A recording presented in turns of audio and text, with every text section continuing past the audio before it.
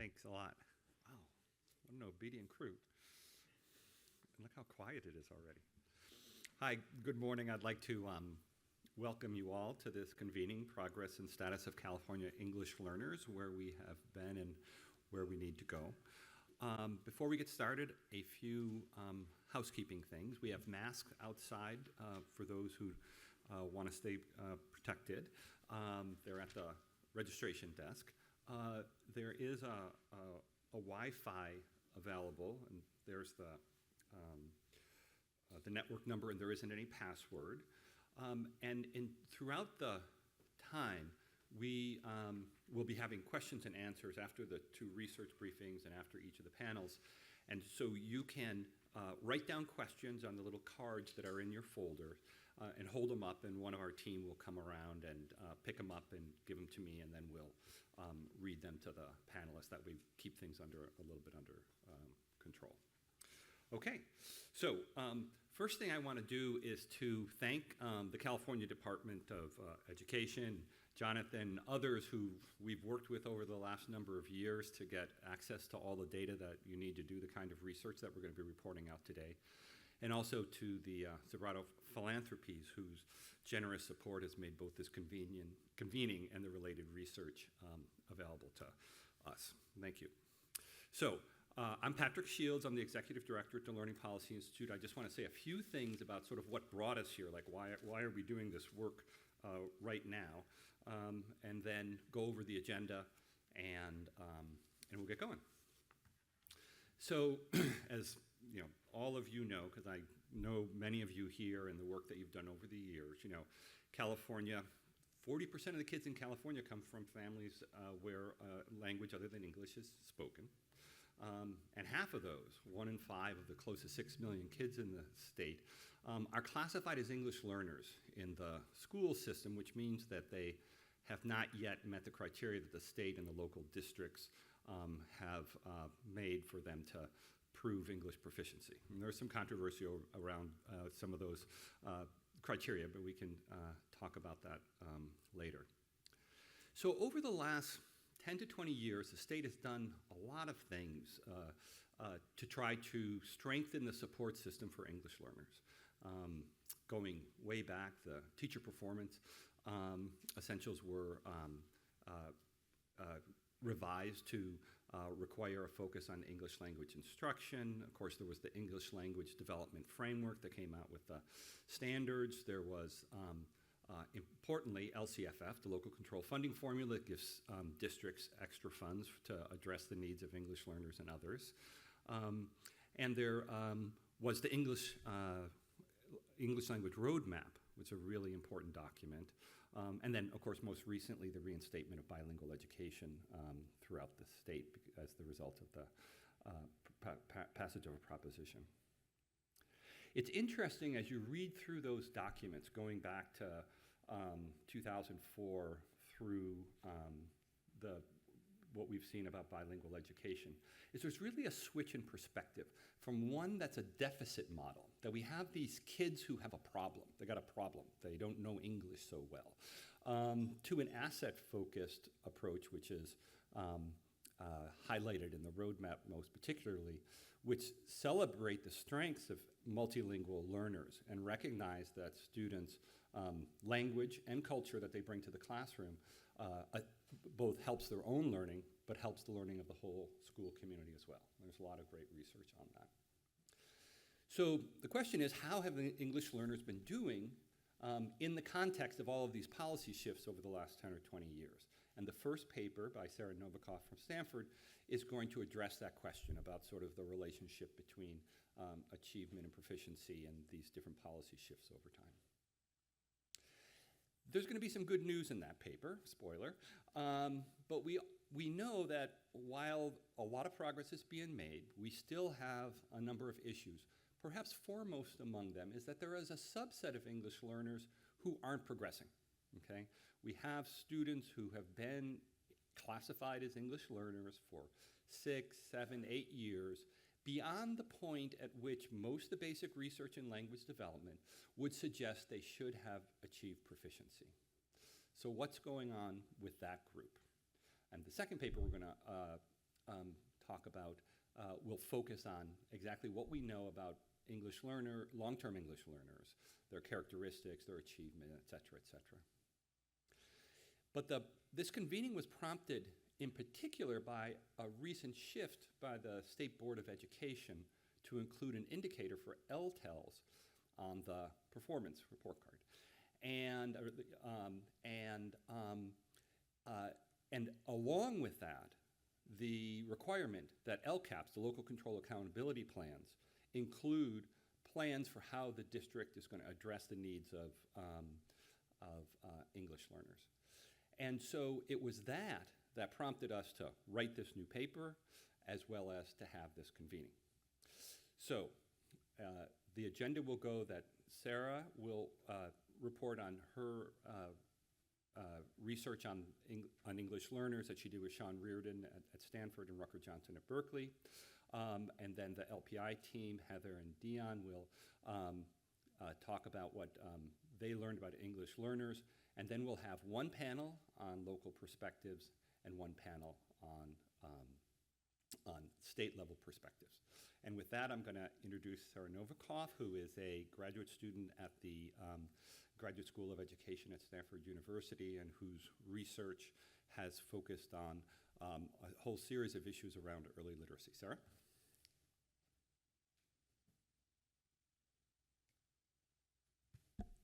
All right, thank you so much, Patrick, and thank you so much for having me here. So, other direction. My apologies. As Patrick so wonderfully introduced, I'm here to talk today about California's English learners and their long-term learning outcomes. This is a paper I wrote with Sean Reardon, who's a professor at Stanford, and Rucker Johnson, who's a professor at Berkeley. And Patrick already laid out this background really beautifully, but I'll just highlight a few components that I think are especially important for this paper. So, as we said, 40% of California kindergartners speak a language other than English at home.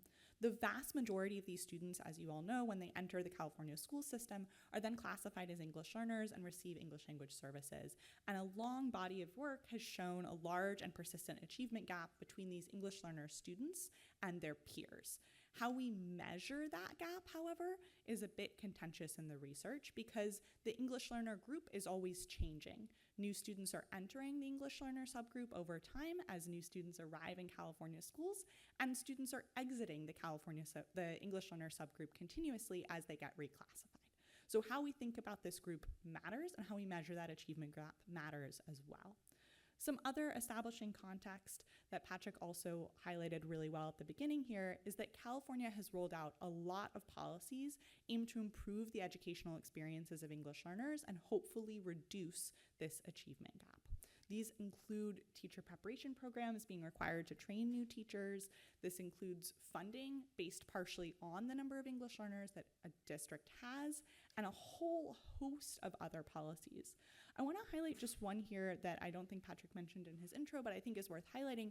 There are policies that help everyone that we might also think disproportionately help English learners. So a policy like the introduction of transitional kindergarten is able to help everyone in the California school system, but because English learners traditionally had lower access to those early childhood experiences, when we introduce a policy like that, we may think that it helps everyone, including English learners.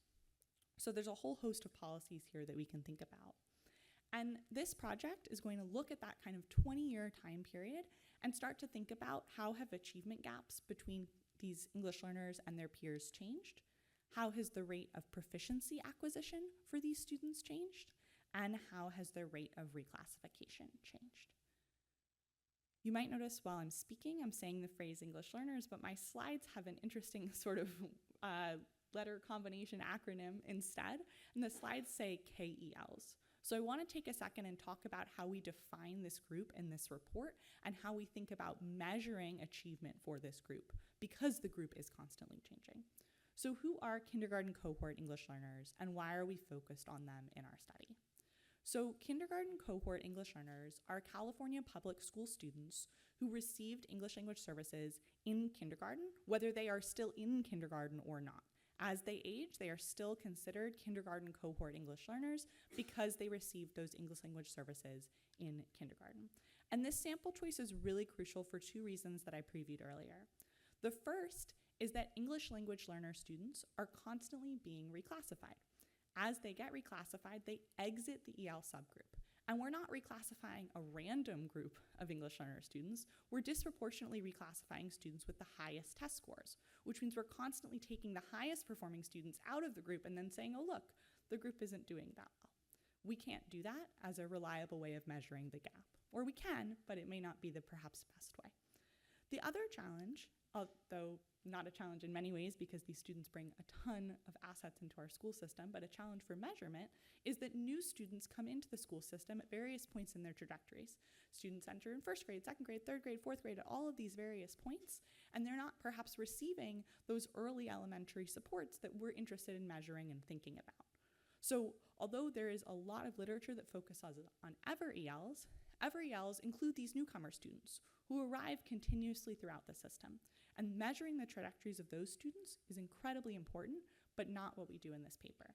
What we do in this paper is focus only on students who are present in the California school system in kindergarten and measure whether the state has improved the academic outcomes for those students or not over this 20-year time period. We benefit from a really incredible data source provided to us through the California Department of Education partnership that we are really grateful for, and we have student by year data for all students who began kindergarten in the state between 2006, when our data begins, and 2018. So again, to preview, this is a pre-pandemic look at how California has been doing to support those students. We have roughly 6 million students across 13 kindergarten cohorts, and we can track English language learner status for 97% of them, and about 36% of them received English language services in kindergarten, which means about 36% of the students in our data are kindergarten cohort English learners by that definition, about 2 million kids. And we can use this data to describe the performance for these students. Before I show you the academic achievement gaps for the group that I just previewed, kindergarten English learners, I want to show you the traditional picture. If we look at English learners without doing all of that complicated sample definition, we just say who's currently an English learner and what do their achievement gaps look like. And I'm going to show you their achievement gaps on third grade test scores in English language arts on the left and math on the right. So I want to highlight a few things as that figure appears. The main thing I want to highlight is that if we use this traditional picture of English learners compared to students who are not English learners, we see widening gaps. If you look on the left, in English language arts, we see that that gap is widening. If you look on the right, in math, we see a similar story. The gap is widening. We see that the gap is larger in English language arts than it is in math. This is not particularly surprising, especially given that one of the criteria for reclassification is often an English language arts test. Okay, this is sort of the traditional picture. We can, however, do a non-traditional picture, which is the one that I think we should be privileging, at least for this study, which is thinking about kindergarten cohort English learners. Students who are here in kindergarten, what do their achievement gaps look like compared to students who were also here in kindergarten, but were not receiving English language services? So again, everyone in this graph was here in kindergarten. Some of them were English learners in kindergarten, some of them were not. And what we notice here, I'll show you each graph side separately, just because I want us to be able to process that information. What we notice here is that the gap is not growing, in fact. If anything, it's been shrinking over time. So in 2006, the achievement gap between kindergarten cohort English learners and other peers who were here in kindergarten but were not receiving those English language services was 1.67 grade levels. For the kindergarten cohort of 2015, by the time those are third graders, that's in 2018-19, the last year of our study, we see that the achievement gap is 1.36 grade levels, which means it's shrunk. When we look at math, we see, again, the gap is smaller, and it is, again, shrinking. So the gap at the beginning of our study is 0.95 grade levels, and the gap at the end of the study is 0.86 grade levels. So that's really exciting, great news that we see that this achievement gap for these two student groups is closing. We're also interested in other things, though. For instance, the rate of proficiency acquisition. Again, I like to sort of preview figures before I show them to you just to kind of get us oriented. On this figure, you're going to see the 4 domains of proficiency that we have, which is listening, speaking, reading, and writing. I want to show you how students have progressed at achieving that proficiency over this time period. For most of our study sample, these students were taking the CELT exam, so just as a reminder for that. What we notice when we look at listening and speaking is that the vast majority of students are proficient by the end of 2nd grade in listening and speaking skills. The vast majority of students who come in in kindergarten and receiving English language services are proficient in listening and speaking, and this percentage has increased over the course of our time span. If you're not quite sure how to read this figure, and I realize it's a little bit small, the red bars are the end of first grade. So we see, for example, in that far left bar, about 50% of students in the kindergarten cohort of 2006 are proficient in listening by the end of first grade. Orange bar is second grade, and so on, and they kind of stack up all together. So you can add the bars together and see that more than 80% of students are proficient in listening and speaking by the end of second grade, and that's been improving. What does the story look like in our other domains, in reading and writing? I'll note that there are no bars on the left side because reading and writing was not measured on the CELT for young students until 2009, so we can't measure as early in that time period. We noticed that in reading there is some progress happening, that more students are proficient in reading by the end of first or second grade than they were before. If you look at the kind of top of that orange bar, it's increasing a little bit over time. But we notice kind of a flattish bar in writing, where we maybe don't see as much improvement over time in the percentage of students who are becoming proficient in writing. Now, to be proficient overall, you need to perform on all of those subtests, right? So we're interested overall in how students are acquiring English proficiency. And we notice some exciting and interesting stories here and some things that are maybe worth pushing on a little bit further. So the first thing I want us to highlight is that at the beginning of our study sample, about 24% of students in the kindergarten cohort of 2006 were already proficient in English by the end of first grade. About a quarter of them are already proficient in English at the end of first grade. By the end of our study sample, 40% are already proficient in English by the end of first grade. So students are reaching proficiency faster. That's really exciting. However, if we look at that light blue bar, which represents progress made by the end of fifth grade, the traditional end of elementary school, we do not notice that more students are reaching proficiency acquisition by that point. So students are reaching proficiency acquisition faster, but maybe not for more students. Roughly 75%, so 3 in 4 students, are proficient in English by the end of fifth grade, by the end of elementary school. So if all of these students are proficient, 3/4 of students are proficient, the question is, are these students being reclassified as well? So we can then look at the rate of reclassification.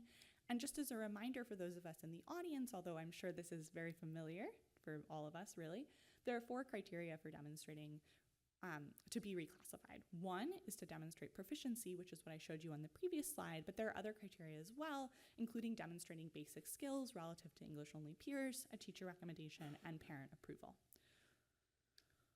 What we notice in this figure is a few different stories. The first thing is that at the very beginning of our study sample, we see a rapid increase in the reclassification rates of students in those early cohorts. This can be thought of as perhaps tied to the big standardization and reclassification criteria that took place over this time, and the addition of reclassification on the district radar is a really important outcome. But then we see this sort of flattening in the percentage of students who are reclassified by the end of fifth grade. So for the most recent cohort that we can observe, which is the kindergarten cohort of 2013, about 53% of them were reclassified by the end of fifth grade, about half. And that number, about half, has been relatively stable for the last few years that we've been able to observe.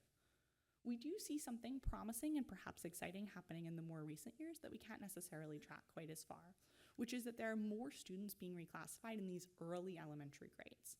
Reclassification in first grade in the early years of our sample basically doesn't happen at all. And what we're seeing now is that there are students who are entering with and receiving English language services, who are reaching proficiency, reaching basic skills, and then rapidly being reclassified, such that for the most recent cohort we can observe in first grade, which is the 2017 cohort, 14% of them are being reclassified at the end of first grade. So, to do a few kind of takeaways here. The first takeaway that I previewed is that achievement gaps between kindergarten English learners and their peers in math and English language arts are narrowing, and that how you define this group really matters. This is not the same result that you would see if you were just looking at English learners versus non-English learners. Second, English proficiency acquisition is occurring faster. More students are reaching proficiency in first and second grade. But the rate by the end of fifth grade is relatively stable at about 75%, and writing in particular may be a barrier. Finally, the reclassification rate by the end of fifth grade is also relatively stable at about 50%. So taken together, these results are consistent with positive effects of California's suite of policies and also with a few policy implications that I'll preview here, and then we'll talk about much more in the panel.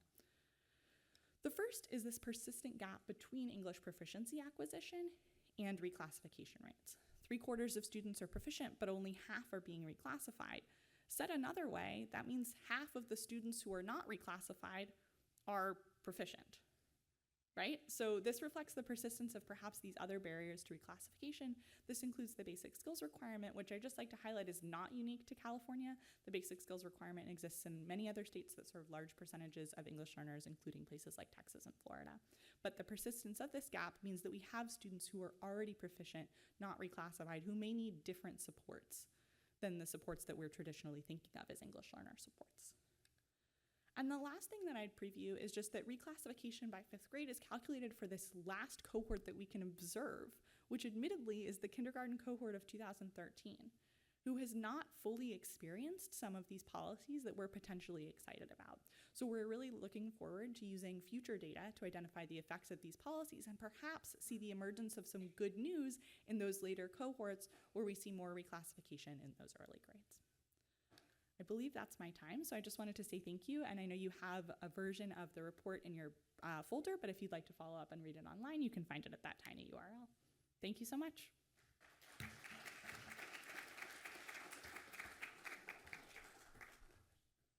Thank you, Sarah. As I said, both this convening and the paper that we're going to talk about next were prompted by the shift in the state board policy on the California School Dashboard. That raised the question for us of like, what do people actually know about long-term English learners in the state, their characteristics, where they are, where they're concentrated, what their achievement looks like, et cetera. And so we undertook a study led by Heather Price, who's a research manager at the Learning Policy Institute, and Dion Burns, who's a senior researcher, to uncover those facts. And so I'm going to turn it over to Dion first to start to talk about this. And after this paper, we'll have a panel for questions. And remember, you can write your questions down, and we'll get them to the speaker.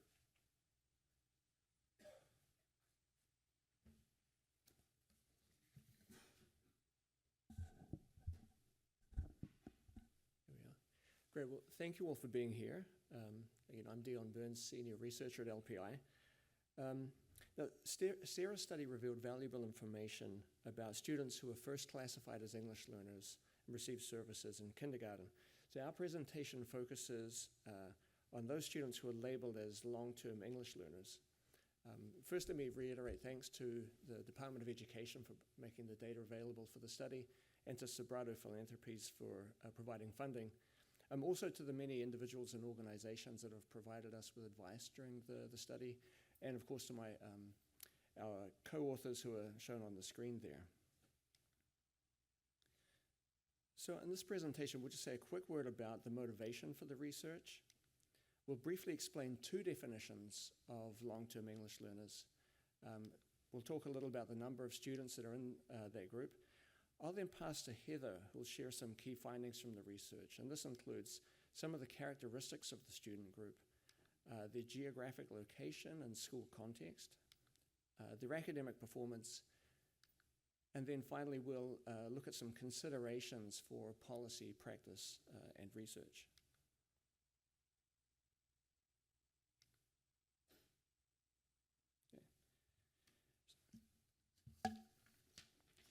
So as Sarah's study showed, most students classified as English learners reach a proficiency, and that happens within about 5 to 7 years, which is about the time that research suggests it takes to learn a new language. But there's a large cohort of students that are classified as English learners for longer than this.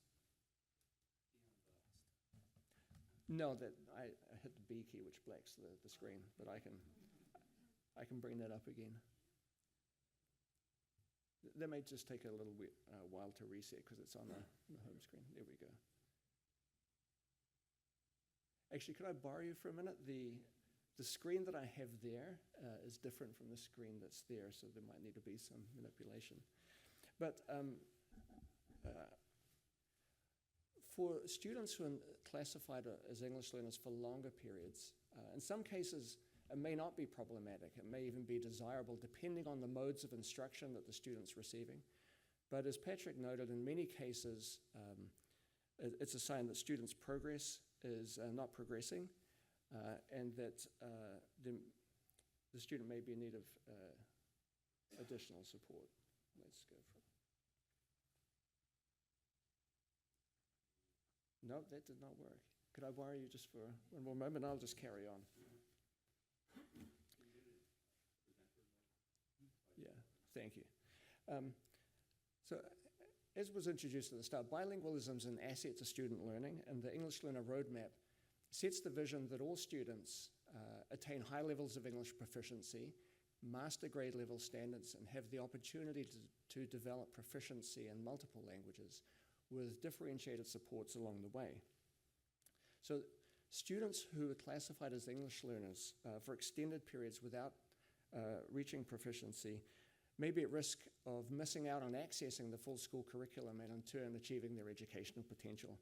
So that's the motivation that we had for the study, and we're back. We're good. So for this first study in our larger report, we're distinguishing between two different definitions of long-term English learners. So first, California Education Code defines long-term English learners as students classified as English learners in grades 6 through 12, enrolled in school for 6 years or more, and remaining at the same level of English proficiency for 2 years or more, or regressing to a lower level. And as Patrick described, California has introduced a new category, a new indicator to the dashboard of long-term English learners. Now, for reasons of timely data availability, the dashboard uses 7 or more years classified as an English learner for this group of students. So to align with this approach, we created the definition of students designated as LTEL 7 or LTEL 7. So that's students classified in 7 or more school years. So we'll have a quick look at some numbers. As was mentioned before, around 4 in 10 students speak a language other than English at home. And a certain number of these arrive at school already initially fluent and English proficient.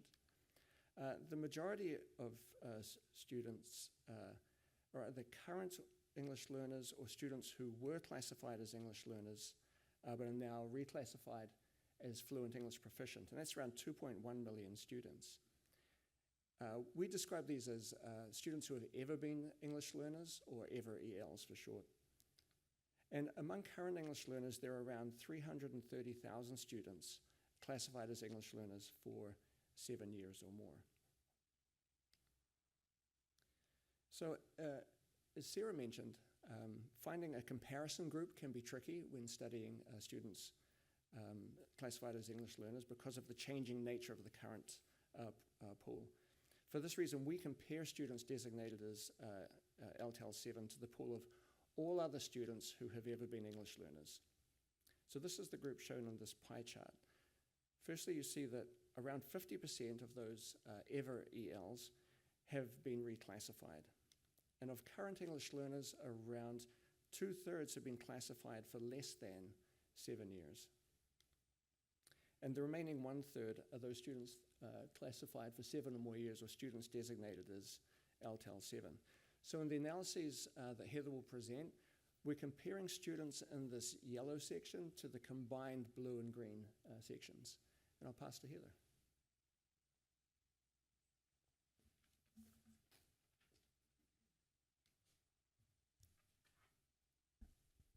Thanks, Dia. So let's highlight a few of the major findings from this report. As a note, most of our report uses the terminology English learners rather than multilingual students. And we specifically orient the students acquiring English and are not discussing the students who are fluent in English and trying to acquire another language than English. For those of you who've been working with multilingual learners in California for even a few years, many of these findings will not be new. Rather, this report allows us to evidence what many of you know as the reality for these students: who they are, where they attend school, and how they do in school. We'd also like to emphasize that with the new dashboard, many of these new findings can be verified with a series of clicks in the public website. We hope this report can act as an all-in-one reference to understand the status of this new dashboard group of students who've been classified as EL for 7 or more years. So let's look at some of the individual characteristics of this group. At the top, you'll see 3 columns. Our focus is on the group of long-term EL students, and then there's the other ever ELs, so the blue and the green chart that Dion showed. And then there are those who are never EL, and most of those students are monolingual English-only students. We see that boys are disproportionately represented, 56% compared to 51% of other ever ELs. 89% of students designated as long-term EL are from socioeconomically disadvantaged backgrounds, which is even higher than the already high 80% among other ever EL. Nearly 90% of the students designated as long-term EL were of Hispanic or Latino heritage. And also in the report shows that 90% of students in this group speak Spanish at home. And these two groupings of the ethnic and language background are 20% higher representation in long-term ELs than among the ever EL students. And 28% of students designated as long-term EL students are identified with special education needs. And that's a significantly higher rate than the 11% in the other ever EL population. Let's look a little bit more closely at this particular characteristic. As grade levels advance, an incrementally greater proportion of students designated as long-term EL have special education needs, as the yellow line shows. And as the gray line shows, this inching up doesn't happen on the whole for the other ever EL population. And research indicates that students learning a new language who also have some disability or learning need may require additional support or resources. While there are some characteristics of the individual students, while these are some of the individual characteristics of students in the long-term English learner group, we also wanted to see where these students attend school. Geographically, half of the students designated as long-term EL are located in the 5 most populous counties in California. But when we look at the map on the right, the green map, we see that the rural counties and the counties in the north of the state are where we see the greatest proportion of students being classified as EL for 7 or more years. And I also looked up the statistic for Sacramento, and it's about 14% of students are long-term EL in Sacramento, and the state average is 15.5. So what's it look like in these schools? So we took variables that signal the resources in schools and compared how those look in schools with the highest concentrations of students who've been classified for 7 or more years. And we saw that schools with more students designated as long-term EL systematically differ from schools with a lower prevalence of students designated as LTEL. Schools with larger shares of the student body composed of students classified as EL for 7 or more years also had more students who were ever ELs and who were from low-income families. And these schools generally were smaller and more likely to be rural. We then account for these different school compositions and find that schools with greater concentrations of students classified as EL for 7 or more years had higher chronic absenteeism rates, lower graduation rates, and lower shares of teachers with full certification in the subjects they were teaching. Again, these differences are controlling for those characteristics at the top. And the school data also showed that fewer students designated as long-term English learners are awarding the seal of biliteracy. In fact, only about 3 in 4 students attend a school that awards the seal of biliteracy on their high school diploma. Together, these school resource disparities affect how schools can support their EL students, including their students who've been classified as EL for 7 or more years. So now let's turn to the academic statuses of these students. Our report shows the needs of this group of students significantly differ than other ever EL peers who've been reclassified. When we look at their familiarity with English when they start school, we see that fully 50% more students designated as long-term EL started off their schooling at the beginning level of initial English proficiency, the 64% compared to 40%. Students starting with nearly no English familiarity have a longer road ahead of them to reach fluency. And our report also showed the progress on annual English proficiency using both the status of the levels that they're attaining and the gains between the years. And consistently, about a third of the students designated as long-term EL were scoring at the same level between 2021-22 and 2022-23 school years. When we dig a little deeper, we find that students in the early years of long-term EL, those in their 7th, 8th, or 9th year classified as EL, are demonstrating greater progress than those in their 10th, 11th, 12th, or even 13th year as an EL. And we want to be clear, English proficiency is but one of many academic markers for EL students. But it's an important one because it opens many doors to high school course taking and college and career readiness. Our report also analyzed the differences in math and English language arts, and these differences are now easily found on the school dashboard.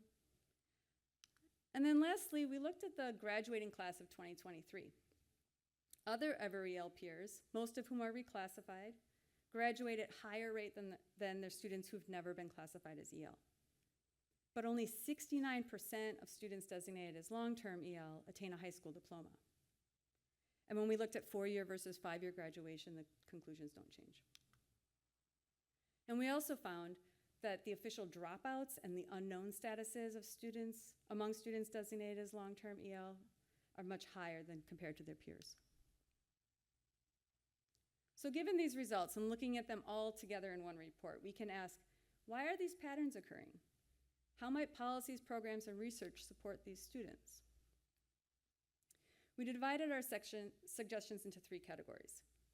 First, since nearly 9 out of 10 students designated as EL for 7 or more years are socioeconomically disadvantaged, schools that can provide access to resources, including social services and physical and mental health, could benefit these and other children in high need. Recruiting qualified teachers to teach in hard-to-staff schools, such as those in rural areas or high-poverty areas.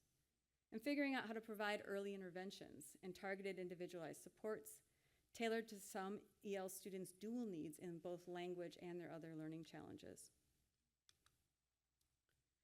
Secondly, thinking about long-term support and program development, we share ideas to support content-rich coursework for graduation and college and career readiness, extending resources so that more schools can have resources such as those that are offering the Seal of Biliteracy, enhancing transparency around reclassification in order to comprehensively improve EL education. And lastly, some of our findings raise the question, why is this occurring? Indeed, understanding some things such as the types and the qualities of the EL programs that students are participating in, as well as the reclassification criteria used by districts, could help us identify what's working and how it's working for these students. But unfortunately, we can't compare across districts because these details are not collected statewide. There's a lot more in the report, and we encourage you to take a look at it. We look forward to your questions during the panel.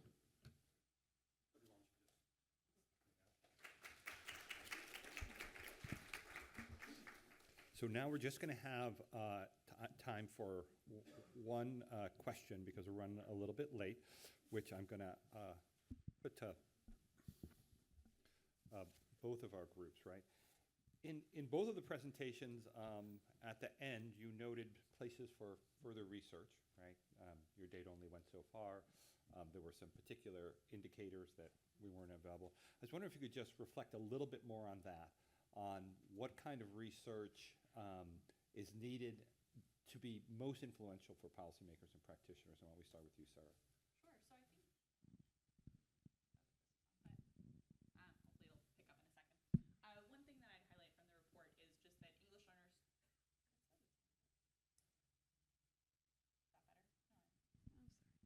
better? How about now? Oh, there we go. Okay. So one thing I'd highlight from the report is that English learner students are not a monolith, and the students who are reaching long-term English learner status, which you can see in both of our reports, are also not a monolith, right? So half of those students are already proficient in English. So one thing I would highlight as a policy implication and a future direction for research is thinking through for these students who are proficient in English by the end of elementary school but not being reclassified, perhaps because they're not able to demonstrate those basic skills relative to their English-only peers, how do we develop supports that are specific to that population that can help them gain those basic skills, help them be reclassified? What do those supports look like in California schools? And on the flip side, for students who are not proficient in English, who are not proficient in English, who entered with low initial skills, what do those supports look like? I think right now in many schools, the English language development courses that students receive can be rather the same, regardless of which of those two groups you're in, whether you've already achieved proficiency or not. Sometimes those classes can look rather similar, and we want to think about additional ways to study the differentiation that teachers can provide and what supports teachers and classrooms need to make sure that students are able to be reclassified and to achieve those basic skills.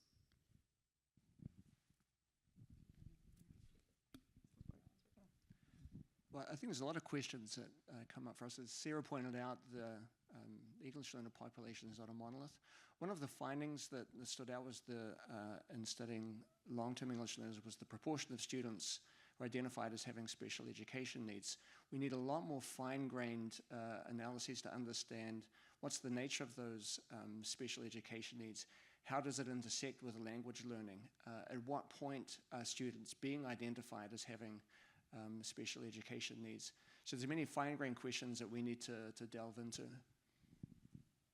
Yeah, and just to summarize, since the proposition changes, there's so many more programs out there.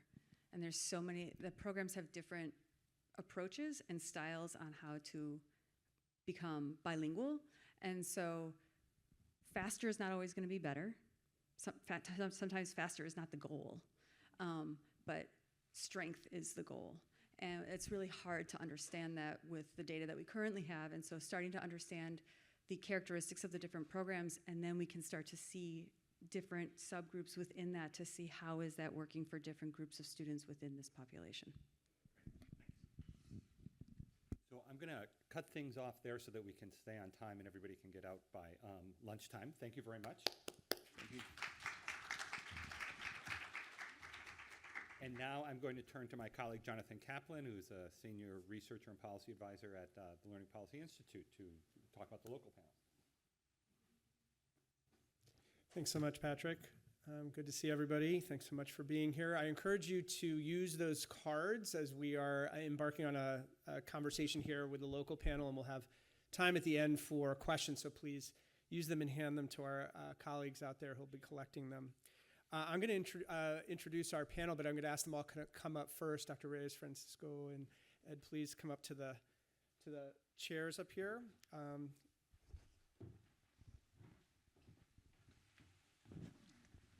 So I'm going to do some brief introductions, and then we're going to launch into hearing a little bit more about the school districts that our panelists represent. First, Eduardo Reyes is the superintendent of Chula Vista Elementary School District, which is the largest TK through 6 school district in the state of California. He's passionate about fostering successful, challenging, and nurturing educational experiences while promoting the joy and importance of learning for all children. Dr. Reyes began his career as a financial analyst before transitioning into education. He has spent 30 years in education, beginning as a teacher and serving as a site and district administrator for the past 25 years. Francisco Romo, who's sitting to Dr. Reyes' left, is the Senior Director of Educational Services at Delhi Unified School District in Merced County. He previously held multiple roles at the Merced County Office of Education, most recently as Director of Continuous Improvement. Mr. Romo also served as State and Federal Programs Coordinator and as Coordinator for English Learning Services at the Merced County Office of Education.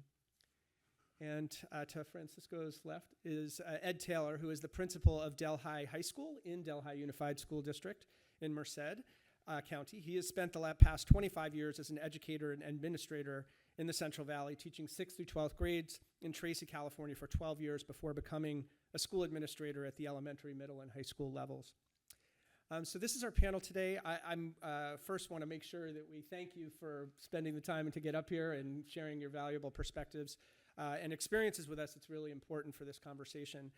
To start off the panel, we're going to ask for and appreciate having each of you provide some quick context, an overview of your districts to help provide some context and level setting. So I'm going to have Francisco first talk about Delhi Unified, and then we'll move on to Chula Vista.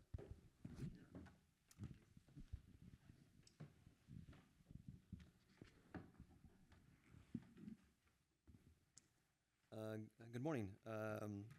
Delhi, Delhi, sometimes mistakenly Delhi, but it's not. Serves about 2,300 students, about an hour and a half south of us here from Sacramento. 3 elementary schools. The 3 elementary schools all have a DLI strand, including a CI strand. 1 middle school and 1 high school. Approximately 42% English learners, 88% economically disadvantaged, with 10% students with disabilities. The idea here in terms of the work that we're embarking on, we're super happy to be here. The Central Valley, up to now, has been relatively ignored in terms of the emphasis and the students in terms of English learners. So in terms of, is there a piece here in terms of the presentation, or is there? Okay. So 2.5 years now at Delhi. We're actually started my journey 30 years ago. So my journey started off in Delhi 30 years ago, spent there 16 years, went to the county office, Merced, spent some time there, ended up in Golden Plains Unified School District for a couple years, back to MCOE, and now back to Delhi, where I'm home. Every system is perfectly designed to achieve exactly the results it gets. This is what we embarked, and Delhi was a brand new site and district administration, one that you'll see in a little bit with Mr. Taylor. So instead of just jumping right in and jumping to solutionitis, we need to ask this question and ask it every single year. I'm super happy that as we ask this question and what is currently the system in Delhi, it's not the same system 2.5 years ago. And it's based off this theory. See, sometimes we think, and this is maturity as has come from myself, is the idea of improvement science has been a game changer for us. We focused a lot in my first 10 years, the idea of content knowledge and content knowledge and content knowledge. And if you notice, that's the smallest circle there. What we failed to address were the other components of improvement knowledge, from the appreciation of the system, not just coming straight in and being this solver of all or having all the solutions, but the idea of appreciation of the system, knowing the idea that mindset around adults takes time, and understanding that. So this is kind of a framework that we use because we're trying to address this equity gap. We're happy that our current reality is not the same reality it was a year ago. And it's not the same reality that it was 2 years ago. And that's because of the initiatives that are starting to take root. Yes, addressing the content knowledge, but more through this other side. That's a bigger piece. Improvement science in terms for us has really embarked on the idea is creating this kind of continuum. What's our change idea? What's our driver? And what is it that we're trying to accomplish? This was our first attempt at version 1.0 of a driver diagram for one of our projects going on with A through G at the high school level that Mr. Taylor is my thought partner in. And I want to point out to the actual aim statement that you see there. The aim statement was actually originally started with trying to increase the A through G EL percentage from 27% to 32%. That was our original aim. And then we set this idea of these drivers along with our change ideas. Then about 3/4 of the year in last year, we realized, are we tackling the wrong piece? And one of the participants, we have a math lead there and an agriculture teacher as well, along with our student programs director and Mr. Taylor and I. And someone says, maybe we should be addressing the failure rate. And when we wrote that up, we switched our aim statement from trying to increase from 27% to 32% and thinking how we're going to continue to go up, but tackle the root cause. And when we wrote it to try to reduce the 83% failure rate for ELs, oh man, that hurt. That hurt like nobody's business. And there was some tears there because then we were going to try to address the real things that were going on in our system. That's when Mr. Taylor said, well, we have to reach out to our counselors because they need to be part of this process, our academic counselors. That we actually have 712, along with a full support system that we'll talk about in the slide. But this slide was created by actually the counselors. We facilitated the process with them. We said, from a time a student starts ninth grade to the time they end, what's their journey? And it was ironically enough that they are the ones that discovered that, yes, we talk about college in 9th, 10th, 11th, and 12th grade, but it's not until 11th grade that we really start intensifying our one-on-one discussions with them. That was a whole awakening for them to realize, oh, we are addressing our students. Hawkhaven is really our area where the counseling services take place. Model for improvement.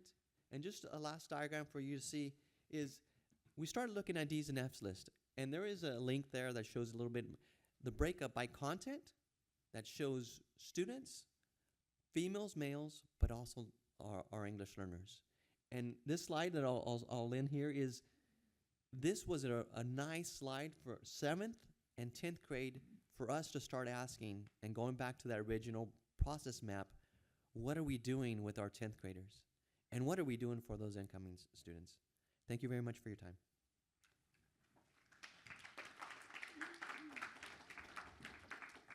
Thank you, Francisco. I'm going to move this.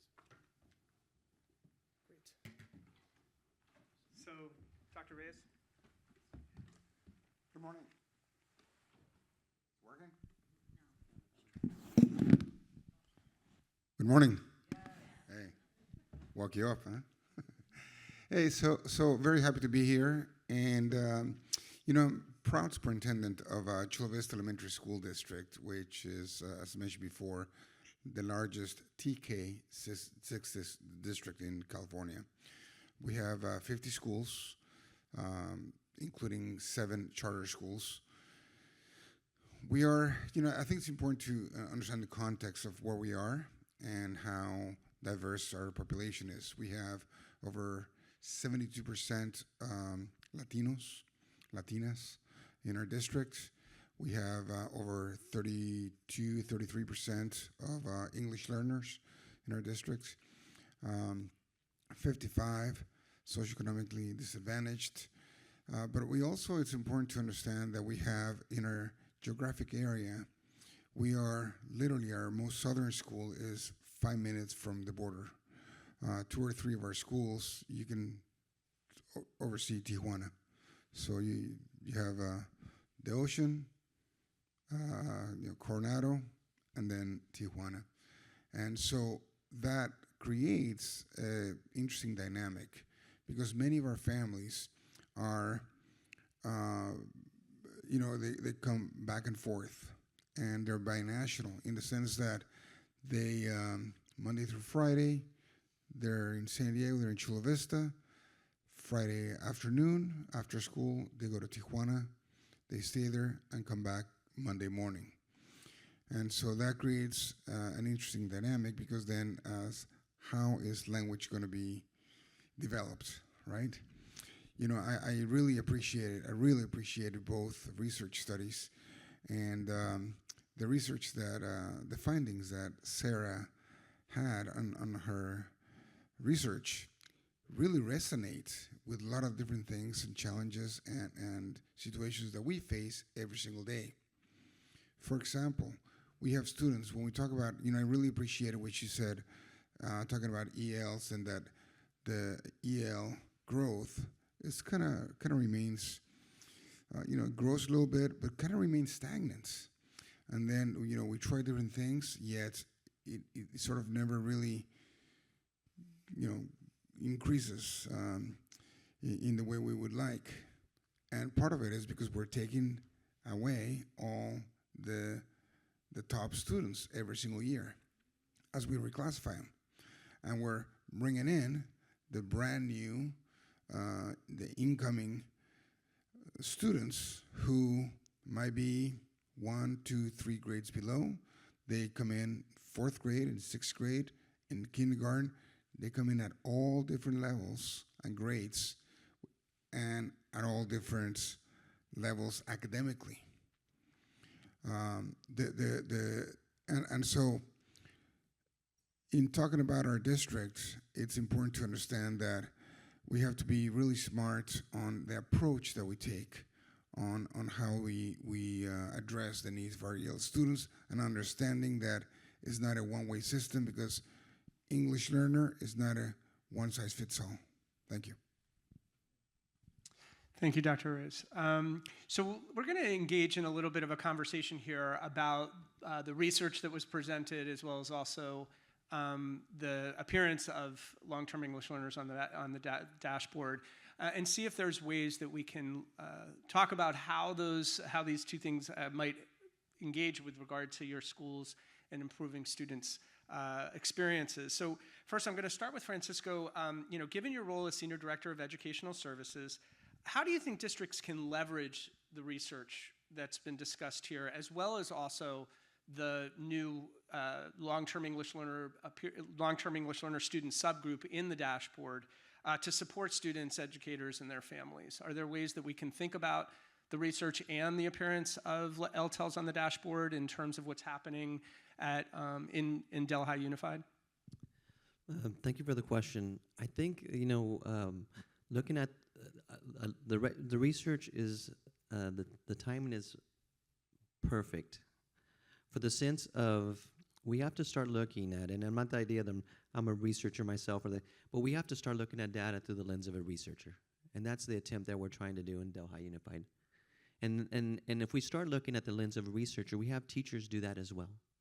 We have administrators do that as well. So the data that you showed there is very promising. And obviously, as we're looking at data, teachers need to be involved in that discussion and make that visible to what they see, what is current. Because sometimes in a district, it could be lost that we might be looking at the dashboard, but not research. And so when we connect research to pedagogy and then see it in action in the classroom, as we're doing with CO and ERWC and such, then it makes sense. So you have to, it's almost like a Venn diagram that has the research with the pedagogy and then the application of it. In terms of the long-term English learner and dashboard, I think it's a game changer, because for some time when we were switched from NCLB to a Common Core State Standards, the idea is the English learner student has been almost hidden in just the academic indicator of math and ELA. But now now it being visible, there'll probably be more districts and differentiated systems, and that's okay, because now we could start addressing that root cause. Now we could start addressing that 83%.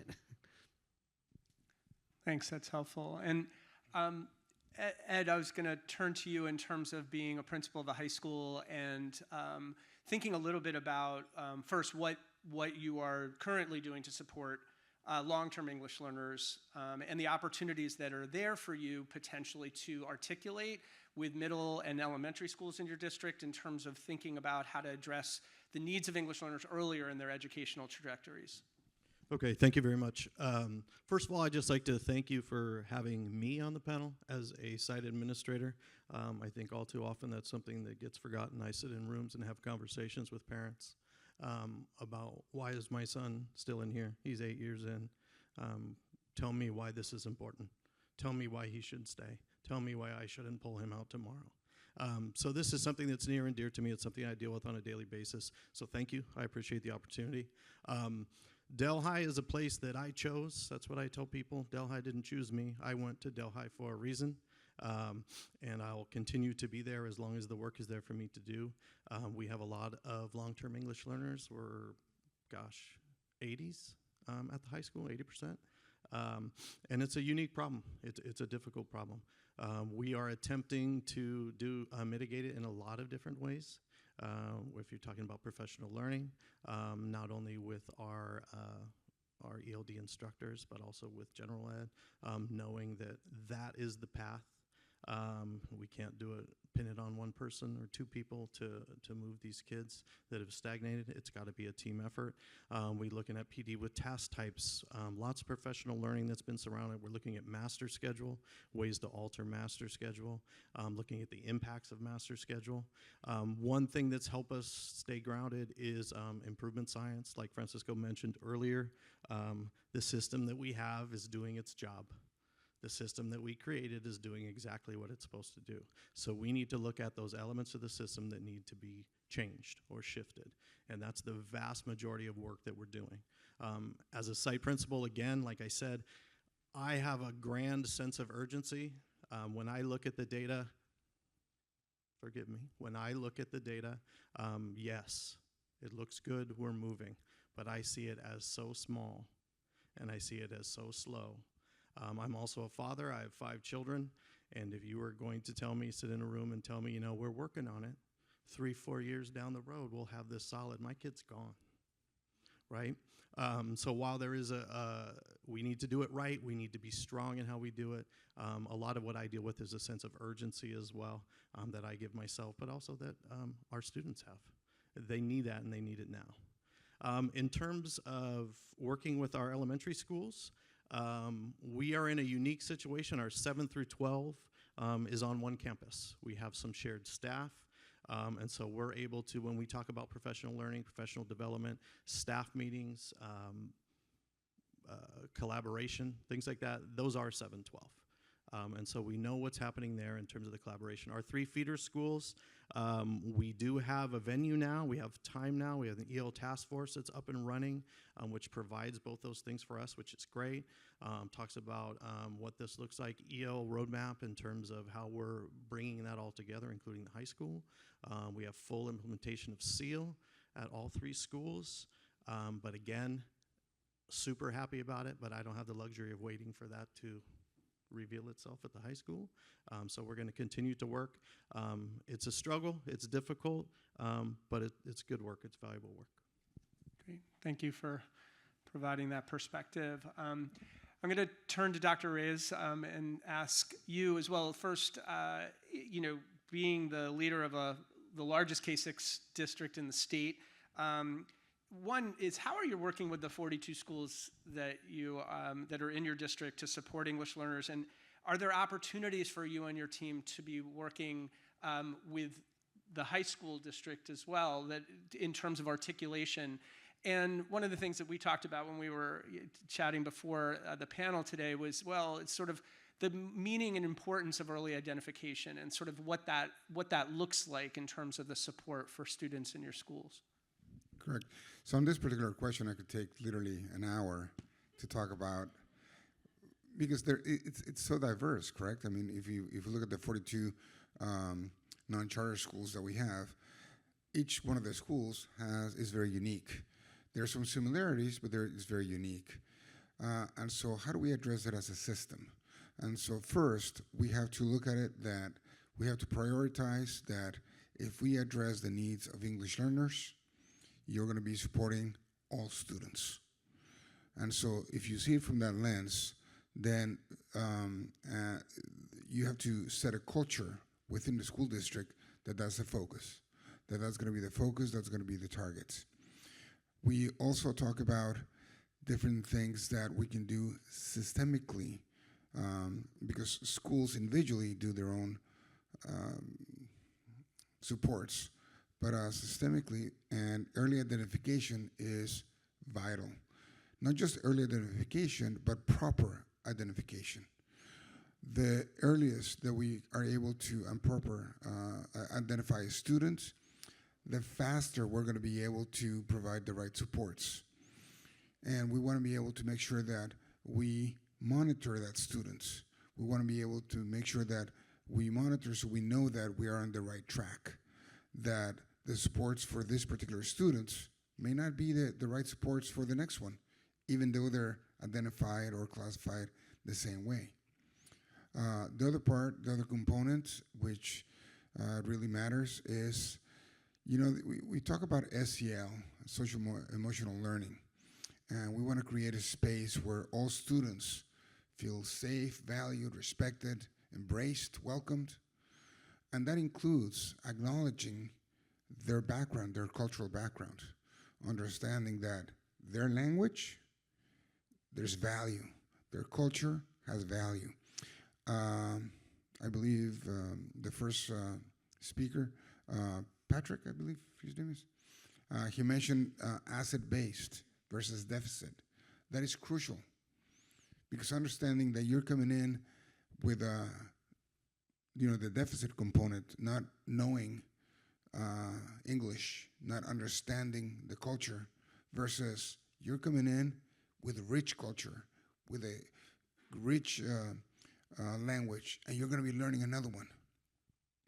That is a very different lens. So making sure that we provide the right professional development for staff, not just teachers, but for staff, that they understand that the way instruction is provided and the different experiences that are provided during the learning environment allow students to feel embraced.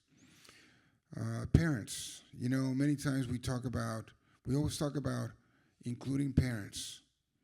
Sometimes we see it as invite them for us to communicate with them. It has to be much more than that. It has to be meaningful, and we have to allow parents and family members, because many times is the abuelita, or the tia, the grandmother or the aunts are that are part of the educational progress of the students. We have to invite them to be parent leaders in our school community. And not just in the school community, but I'm talking about within their homes as well, with their students. So we have proper early and proper identification. We have the SEL component where we value their cultural background and language, an asset-based approach, the parent components, the monitoring of students, and also making sure that we are providing the right supports, and that the instruction that we provide is, we have high expectations with the right scaffolds to make sure that we differentiate the instruction. Now, all of this has to be within a district culture that understands the importance. And that has to be said over and over and provide the resources for our staff. And that's, I think, where many times, we have so many competing priorities. Think about a school district. Think about a school site. You have so many different competing priorities that is sometimes difficult to say, well, this is much more a priority than this. But if we think about it from a lens that,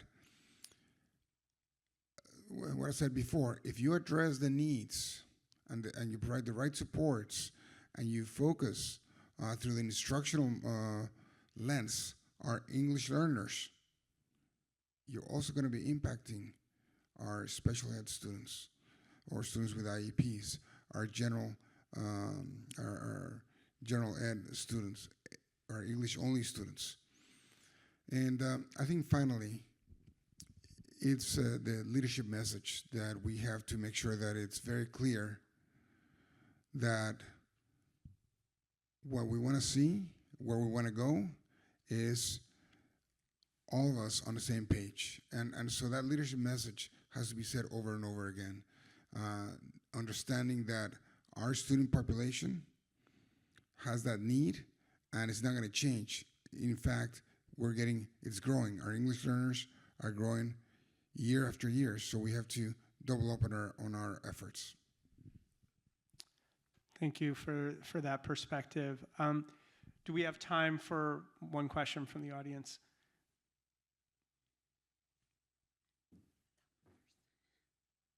Great. So, Superintendent Reyes, so how does the elimination of the LPAC for TK impact your district's ability to identify and support dual language learners in transitional kindergarten?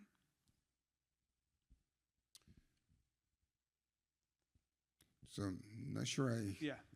So if I understand the question correctly, yeah, the elimination of the LPAC in transitional kindergarten, how it would impact your district's ability to identify. Yeah, so I think the identification process is not a, well, obviously without the LPAC, it's not a formal identification. So we do, for TK students as they come in, obviously we do look at home language, et cetera, but we also look at their language skills. And one of the things that, same as with special education, our English learners, the earliest that we provide the right supports, the faster they're going to be able to acquire those skills. So officially, yes, it does impact it, but we do it in-house. Thank you so much. So once again, we do have good. I actually was curious. Had another question. I was had it discussed with Francisco in Delhi about the graduate, but noticing that there were improvements in quite substantially larger graduation rates for English learners and long-term English learners at Delhi. And when I was asking that question, but quickly you turned to sort of describing, yes, that's true, but we realized, in fact, actually, that may not have even necessarily been the most important thing, that in fact it's A through G requirements and readiness was actually also a key issue. So I'm sort of curious how you have thought about both improving graduation rates for your students, as well as also what the key questions or issues are in your district to try and address, besides what we might see on the dashboard in terms of how to improve outcomes for and improve the educational experience of your students. Yes, this is a question we could tag team, Mr. Taylor and myself. Definitely, graduation rate is very high, and overall 98% for our school district and about 96% for English learners. So the goal and initiative has been to graduate students. That's been the goal. And there's a big emphasis on that to be able to do that through summer school, but also catch-up students with ACELAs and such like that. When we start looking at the root cause and you start looking at the data through the lens of a researcher, and you start looking at the A through G completion rate at 27% for English learners, then you start thinking, what is the outcome if they're really college and career ready or not? And when we came to the table with the A through G team and counselors, and we flipped it to the 83%, then we started looking at what do our pathways look like? And do our students know from the time they start high school, do they have a 4-year plan to get them on track to be college and career ready, A through G? Ed? Yeah, that same thing, when we talked about systems, we talked about how they create what they're supposed to. Clearly, our graduation system is working. It's doing exactly what it's designed to do. So what I look at is, how do we have that same tenaciousness? How do we have that same drive when we're talking about A through G? Because even our gen ed A through G is 43%. So you're talking about a significant drop. And when our kids go, they're not ready. The ones that do make it, they're not ready to go. They don't succeed. They struggle. And so that's what we've been looking at, is trying to look at it again, if you move it away from the deficit model, is we do have a system that's kicking butt. I'll put our numbers against anybody anywhere in the nation, right? But how do we use that? How do we mold that? How do we create that for our A through G? Thank you so much. So if you can give a round of applause to our panelists. Thank you so much for being here.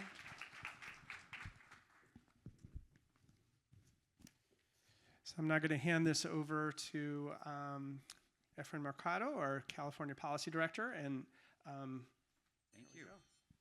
All right, appreciate it, Jonathan. That was great. And there are some other great questions that came in, and we'll do our best to try to get those answered throughout the time together. For this piece, we're moving on. I'm going to click ahead. We're moving on to our state level perspectives panel. I'd like to have our panelists come on up. So Martha, Anya, Cindy, and Carla. Thank you. Yes. For Q&A cards in your folder, please put them up, and we'll try to do our best to get them answered if we have time. You guys can sit wherever you'd like. Awesome. All right, just a quick introduction. When I call your name, can you put your hand up and just say hello to the crowd? Cindy Kazanis. Hello. Serves as the Director of Analysis and Measurement and Accountability Reporting Division at the CDE, where she oversees the implementation of the California School Dashboard and Data Quest and directs the process for sharing education data with researchers. Thank you for doing that. All right. Next up, we have Martha Hernandez. Say hello. Is the Executive Director for Californians Together, a coalition of 25 statewide professional, parent, and civil rights organizations focused on improving schooling for English learners by promoting equitable educational policy. And then Anya. Hello. Anya Hurwitz is President and Executive Director of SEAL, the Sobrato Early Academic Language, an educational nonprofit working to ensure all multilingual learners in California learn, thrive, and lead. And last but not least, Carla. Serves as the Senior Program Officer with Sobrato Philanthropies English Learners Program, where she helps to advance statewide, regional, and ecosystem grant-making strategies to uplift and center multilingual students and families in local and statewide policy and systems change efforts. So thank you so much for being here. What we're going to do is just jump straight in. I should probably move this forward. Yes, because that's where we are. To just a quick discussion, I'm going to kind of serve up some questions for folks, and then we'll have a nice little discussion about what's going on here. So first off, to Cindy, adding the long-term English learner subgroup to dashboard has been a long time coming. Some of our friends on the stage have advocated for it for a long time, so everyone's happy now. So the big question for us, for you is, how did we get here, and why do you think these data are important? And then ultimately, what do you believe are some of the ramifications of this for the state, districts, and schools? Thanks, Efren, and thank you for the invitation to come today. Just to get started, to acknowledge a couple of people in the audience, Jonathan Eisler, who already was acknowledged, is our data lead in our division. Betty Mura has been helping get out some resources around long-term English learners. And then finally, Kimberly Munhank, who is the brains behind the policies that we do with the dashboard. My colleague is here today, Alicia Moreno Ramirez, from our multilingual support division. And this work couldn't be done without these people. It takes a lot to bring on a new data point to any big system and to get it right. And so the long-term English learner definition for accountability is a more simplistic definition than we've been using. It's 2,556.75 days since a student is identified that we then identify them as a long-term English learner. So initial identification to that new status. And it was required under a budget bill from last year in 2023. We have spent most of 2024 trying to dig into how to define it and then how to share that out and explain it to the public. We know that local educational agencies, Chula Vista, Delhi, others, have rich data, but sometimes they don't know how to use it. And sometimes the state has to say, this is how we're going to define things, and this is how we're going to operationalize it. And so we're so thrilled to have long-term English learners as the 14th student group on the dashboard. They've shown up in a big way. Over 300,000 students do meet that criteria as being a long-term English learner.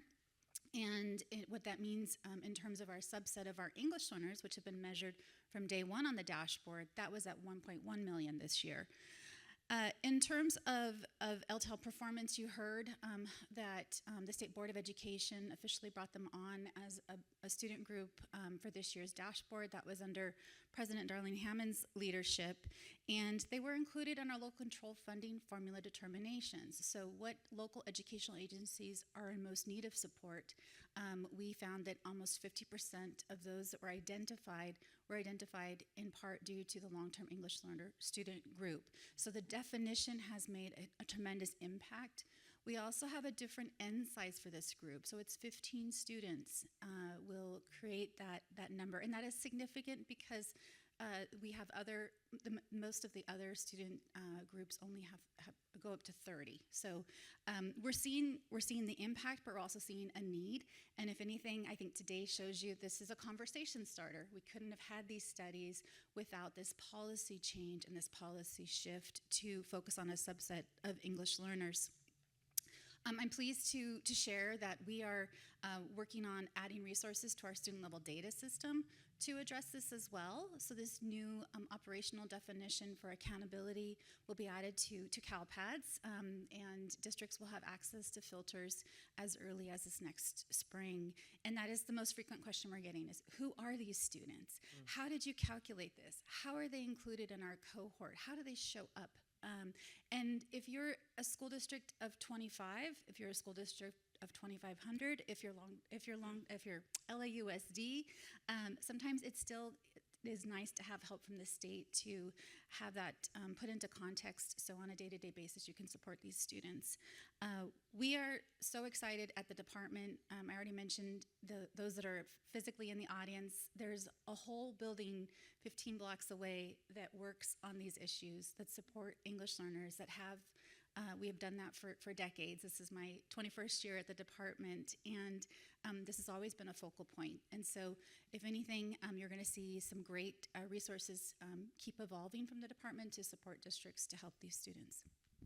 Thank you, Cindy. I mean, the fact that people are asking questions like that already is just kind of opening the door to so much, so thank you. Kick it over to Martha. We all know the decades of work for Californians Together, so thank you for that. Keep that up, keep the pressure on. What does this addition to the dashboard mean to you, and what are the opportunities as we move forward as a state? Well, as you can imagine, we are celebrating the inclusion of long-term English learners on the dashboard. It's a long time coming, but also it's deeply meaningful to us because it does represent a decade and a half of advocacy, commitment, and collaboration, not only by Californians Together, but by educators in the field and other partners to ensure that LTELs are visible. And of course, we are happy that they are now prioritized in state policies as well as in the state accountability system. For us, this signifies an amazing and extraordinary step forward towards education equity.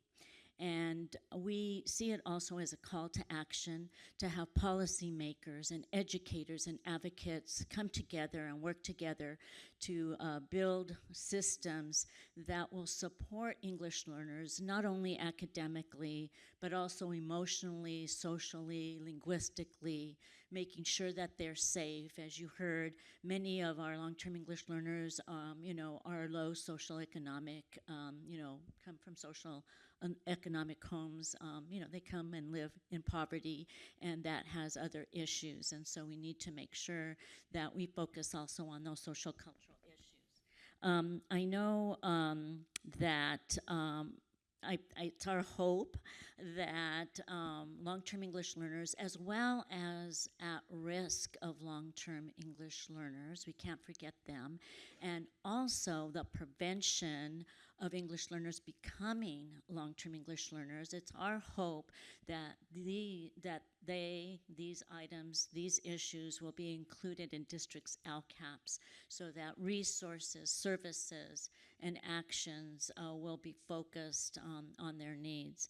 In terms of opportunities moving forward, I really think that with the dashboard, districts can better analyze the needs to inform targeted policies and practices. And I was really happy that researchers mentioned that, English learners are not monolithic, and neither are long-term English learners. And so we have long-term English learners who are making small but incremental progress, but we also have other long-term English learners who have stalled in their progress. And so we need to differentiate how we're going to address their needs. And I just want to say that I think that by providing this accessible and transparent data, that we will be able to engage parents as partners in their children's education because they will have information and the data. And also, it's our hope that this will help advance dual language programs, because we know that English learners who are enrolled in biliteracy programs do better. They do best at learning English over time. They do best at maintaining their home language, and they do best in terms of achieving academic outcomes. And so hopefully, this can be something that we can explore. And again, just much more needs to be done to prevent the creation of long-term English learners. Also, we talk about intervention, but I think we really need to focus on strong tier 1, first best, instruction in the elementary grades, beginning with transitional kindergarten. And just the researchers also mentioned and stressing that it's really important for English learners to have access to the curriculum and to robust, high academic standards. And we need to explore the factors that lead to the high numbers of students who are duly identified English learners who are on IEPs, to determine when did they become identified and for what specific learning disability, because most of them are in the specific learning disability category. So what was that, so that we can better address their needs and hopefully prevent them from becoming long-term English learners. And so, of course, I have much, much more, but I will go to the next person and the next question. Thank you. That was a great summation. And when you kind of combine your optimism for the future and what Eduardo and Ed and Francisco were saying, it kind of melds together and you really get hopeful for what's going to happen in the field. So that's fantastic. What I do yes. want to say something, Of course. that while we're celebrating the significant, achievement, we need to focus on the work ahead. And so we really need to, build systems of support. And so for us, really, the journey's just begun. Yeah, and to that point, this can't just be it's on the dashboard and now that's it. It's going to be how do we support, how do we identify all those things. So thank you so much. Of course, there'd be an extra word. Great advocate. Next up, we have Anya. Anya, what do you believe will be the role of multilingual education as we dig in and work to support not just long-term English learners, but also English learners in our state? And then how much of a shift will that be for most school districts, do you think? Thank you. It's truly an honor to be part of this discussion, to both listen earlier and now to participate. So multilingual education, other people have said it here before, but is truly the gold standard for English learner students, but for all children in many ways. And for English learners, of course, it's an imperative, it's an equity imperative. We know it's the best, the highest quality experience, educational experience that they can experience. So, and again, we heard from 2 districts that are deeply committed, long-term committed to multilingualism, rooted at the core. And this has been said, Patrick opened with it, Superintendent Reyes reiterated it, as did our colleagues in Delhi. That asset base at the core of multilingual education is this understanding of the assets of language. And so that shift is huge. It's so powerful. And to your question about what will it take, all school districts, it'll take a lot because the system, as we've talked about many times today, we've heard, is designed to achieve exactly what it's achieving. Our schools are not designed to see language as an asset. They're not designed to be language rich pedagogically. And so again, even in a place like Delhi, where their dual language pathways existed for many years, but how does that show up in the high school? That's a pedagogical issue, right? What's happening for those kids, and how are you making sure that even the kids that are not in the dual language pathway are getting a language-rich experience?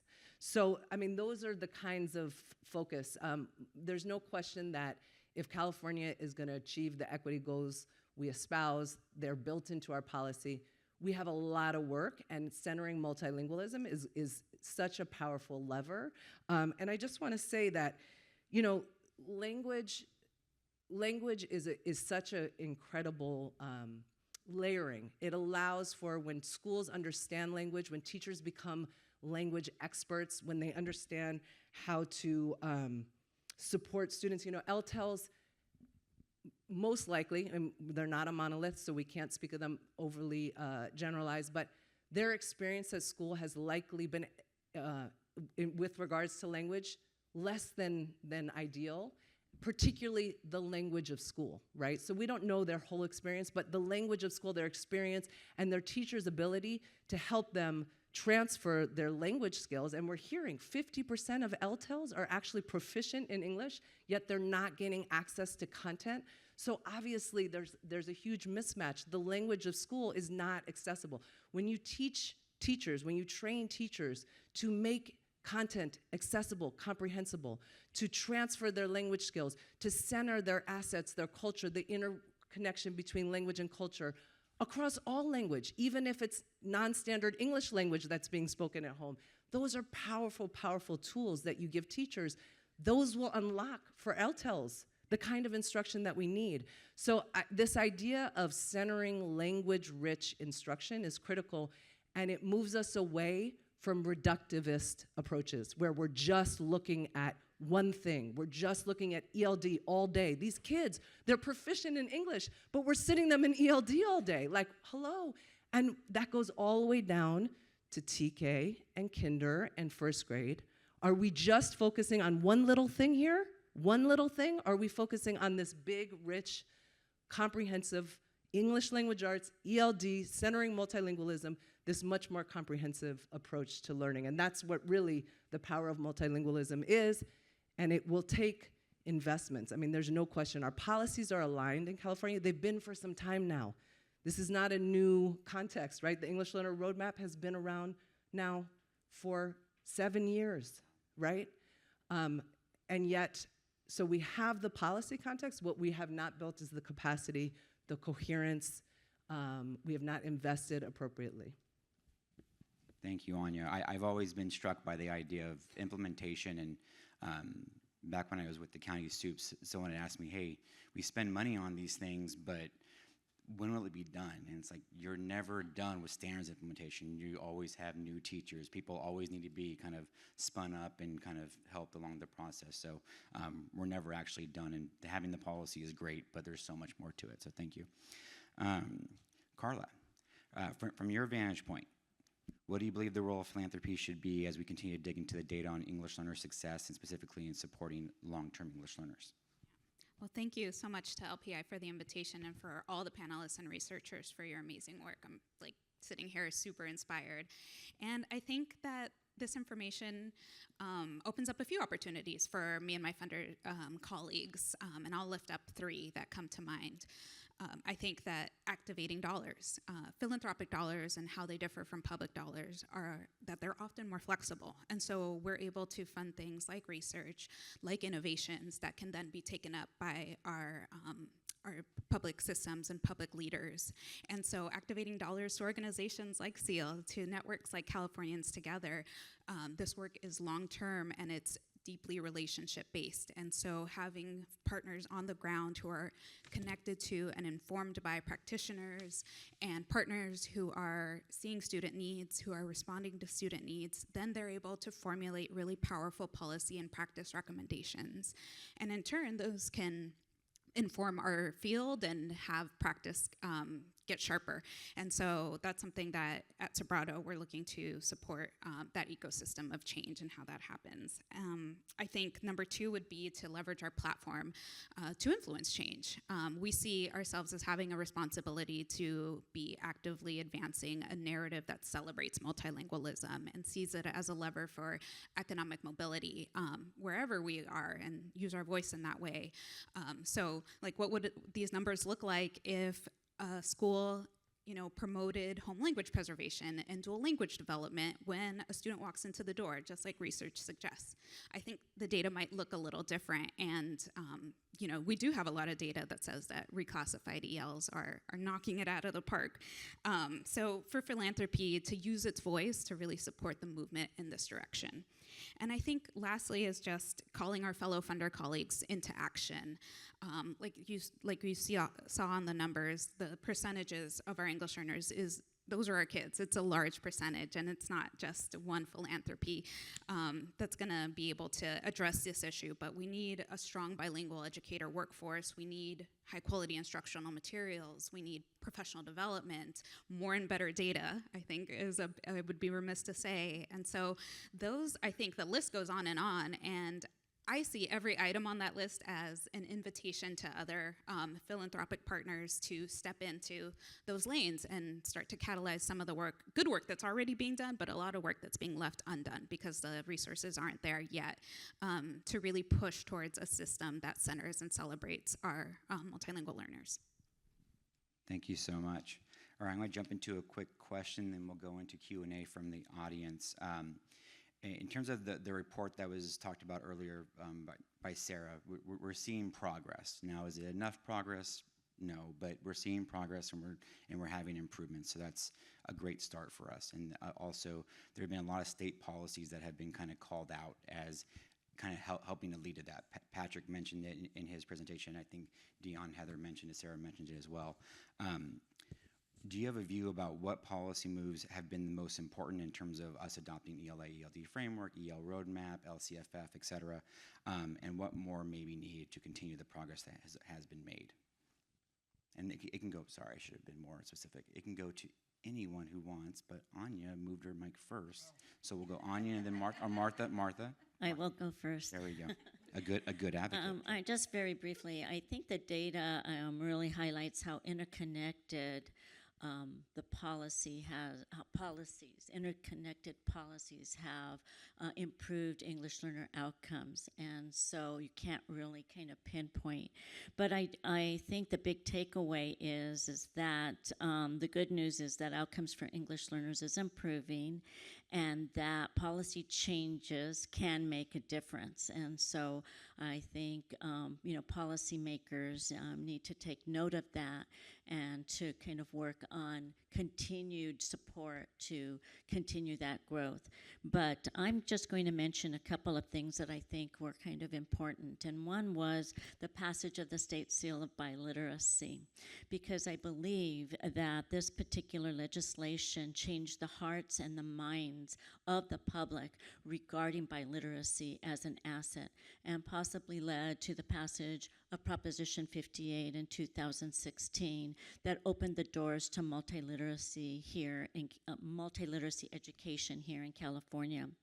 I also want to point out that our ELD standards that were developed in 2012, but are still called the new ELD standards, were aligned, to the Common Core, and I think that that made a major move in the right direction, particularly with integrated and designated ELD. And also, I think just in terms of, I think that the Educator Workforce Investment Grant and its dollars to help implement the English Learner Roadmap, which is really a big lift, I think really provided great support to districts and county offices. And of course, more is needed, more support is needed.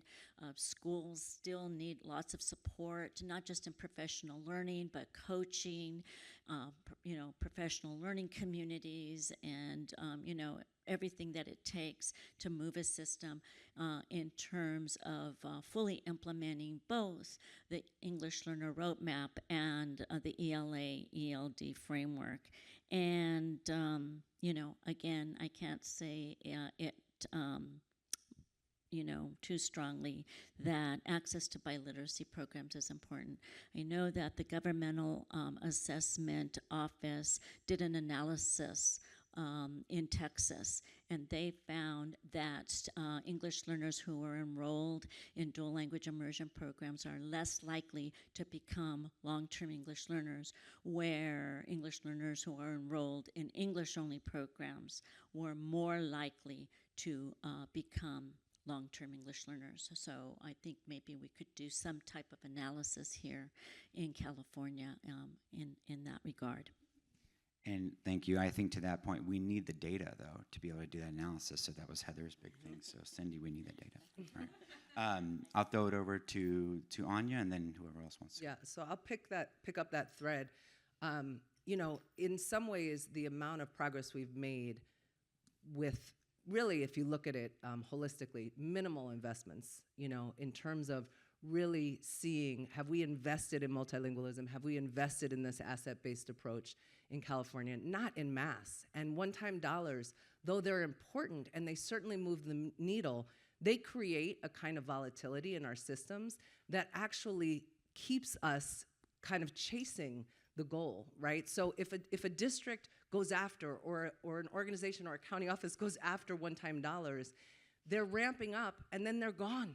And then they have to figure out how to retract all of their system, lay people off, rethink what they're doing, come up with the new thing that's gonna get them the new grant. So we're creating this lack of coherence and this ongoing capacity. The research is clear, we have to invest in it, and not invest in it for like the few early adopters or the really, really low bottom of the barrels. Like, we have to invest in mass. And so there's no question that it's been a sea change with regards to English learner. When you look at local control funding formula, that we name English learners in this way in our LCAPs, that's huge differential.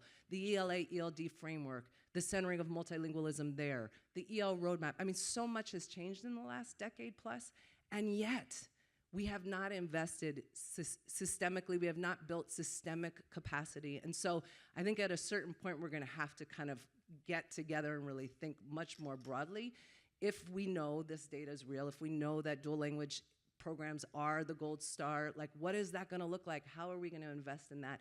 Philanthropy helps, but philanthropy's not gonna do that, right? The state is gonna have to figure out. And so I think the other piece, you know, in terms of, I wanted to just mention this TK piece because it's super interesting and it did come up. And, you know, it's amazing that we're moving this TK piece forward. Again, if you had asked many of us, you know, we would have never thought this was actually going to happen and move forward. This notion of universal preschool in California will be the biggest universal preschool in the nation.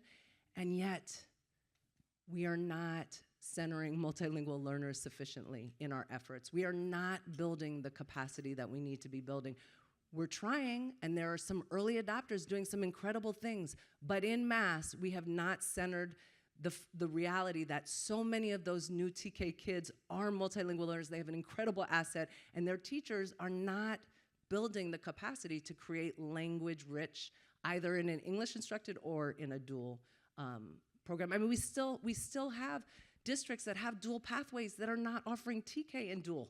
So their kids are coming in to an English instructed and then going to a dual language, you know, or they're not, the parents aren't choosing to enroll the kids because they want TK, they want preschool to be in the dual language pathway. So, I mean, there's just a lot of places, and you talk to folks who want to do this work, and, you know, the incredible colleagues that we're hearing here, they're doing this work in Delhi and Chula Vista despite the conditions. The conditions in many ways post-pandemic are harder for folks to do work than the early adopters of SEAL back in 2013, 14, 15.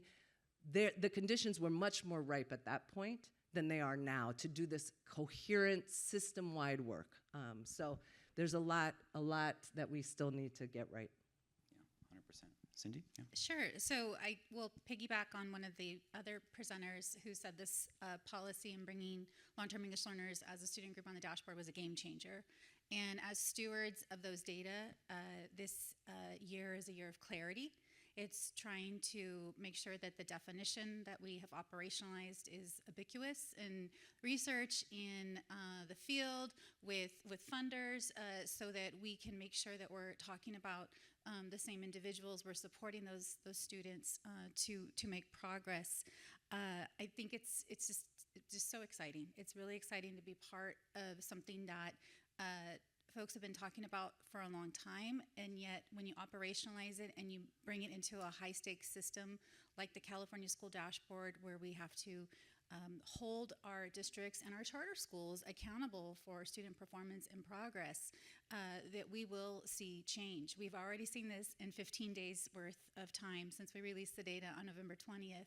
The articles that have been out there, the conversations that are starting to be had about, did we get it right? Is there anything that we need to do a deep dive in? And I think over the next 6 months, we'll be doing this at the Department of Education, leading up to a decision in July about what did it mean to bring long-term English learners onto the dashboard? What are the indicators where we saw a lack of progress? What are the districts look like? Of course, the high school districts are definitely more impacted just by the nature of the year piece of this. And so how do we make sure that we are supporting the whole system and not just the end product where those students end up in that magic 557 days, they turn this, magically they turn a long-term English learner. They've had, lack of supports along the way to end up there. So I think there's going to be a lot of tough conversations this year in a good way that will really have things rise to the surface on, fine-tuning this. And so I would say if you're not involved in education policy at the state level, come join us, because this is It's really Martha, fun. Martha and I see each other often. It is really fun, and it's challenging. And again, as stewards of the data and making sure that we're doing policy that is impactful not only for the smallest districts in California but the largest districts in California, we want to be thoughtful, and we want to make sure that what we put forward continues to be fair, valid, and reliable. And so I'd say just stay tuned. Continue to work with LPI and other researchers. I know Jonathan has a long list of researchers we work with, but there's a lot of exciting things to come. Awesome. Carla, do you want to chime in, or do you want to move to Q? Yeah. Okay. 2 seconds. I think family engagement, it's a key part of both the LCAP and a lot of districts' reclassification criteria. And so just being able to harness their voices to be key partners and bring them closer to the process, I think, has been really great. Awesome, and thank you so much. So can you give them a round of applause before we go to Q&A? Thank you. And I sorry, I didn't mean to cut the applause short. You guys keep. I think one of the things that I'm guilty of, and that I think some of us in the state policy arena in Sacramento are guilty of, is this idea of what Ed was saying. Is like, imagine if it was your kid, the urgency you'd have as a parent, and what that would lead to. And another thing, I think you said it today, but I don't remember if it was today or when we chatted, but the idea as a high school principal, the journey of a student to become a long-term English learner happened, for the majority of it, not in his walls. So, but how do you have the mentality of, I'm going to serve and do whatever we need to do to support, and also not just cast blame like, oh, you guys didn't do a good job. It's how do we work together kind of idea. So that's very powerful. For the Q&A portion, I'm gonna jump to a question here that we've kind of touched on, but I really want to kind of highlight it regarding. Give me 1 second. Let me make sure I find it real fast. There it is. Reclassification criteria. I think the perspective that you all will have will be important on this. So while the criteria for English learners is clearly set in Ed Code, the local implementation of the criteria and related policies and procedures are adopted by local school boards. In terms of a state level perspective, do you believe that there should be more standardization across the state, or is this local control approach kind of working out the way that we want it to work out? And we can start whoever wants to go first. Just briefly, I think that standardization of reclassification criteria across the state would create consistency and equity for English learners. However, I do think that districts should have the flexibility to design their programs to meet that criteria, as well as any other local context that may be, that they need to address. I also think that tools like the LTEL, the Observation Protocol for Teachers of English Learners, would be valuable in this process, since it provides teachers with a standardized method to observe and track students' progress in English, and would really support informed reclassification decision making. And so I also think that a comparability study to understand how a score of 4 on the LPAC translates to the CASP could possibly simplify the process. If the LPAC had a high comparability, then we wouldn't need to, we would only have 3 criteria instead of 4. So I'm thinking that a comparability study would help districts with their reclassification. Our folks love studies, so there we go. All right.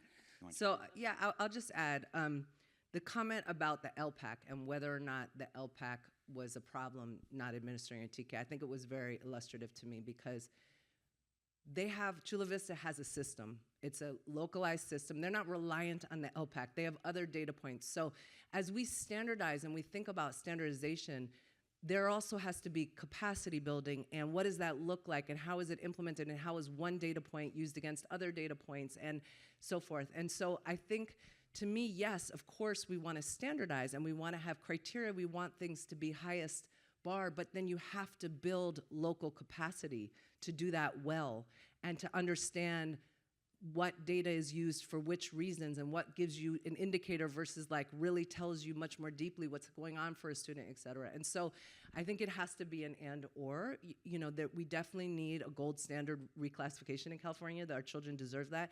And we need to build capacity at the system level to understand, to have the kind of data that an LTEL gives you that really gets under the hood and helps you understand what's happening for this child beyond, we all know one of the reasons why the LPAC is not administered for TK is because the stories we heard, these little babies being held with strangers, being told to speak and do things that were inappropriate, and they just melted and they wouldn't talk.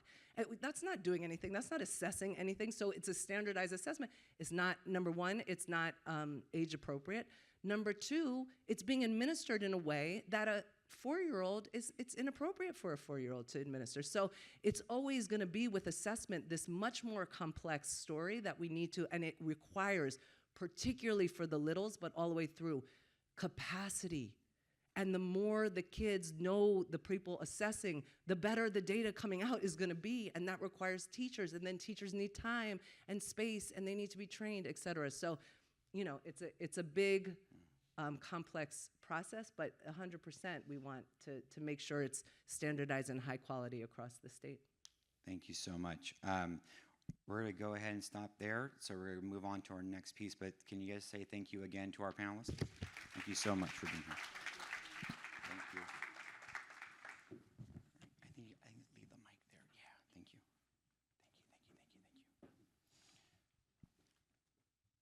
All right, so thank you so much. We're going to move on, just quick heads up. We're going to move on to concluding remarks from Linda via virtual. She wished she could have been here today, but we have a video, and at the very end of that, I'll do a quick closing piece, but it won't be more than a minute, I promise.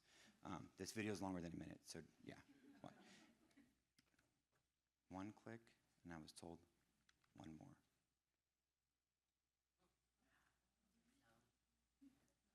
Let me back up, and I'll do my clicks again. Oh, sorry. Try now.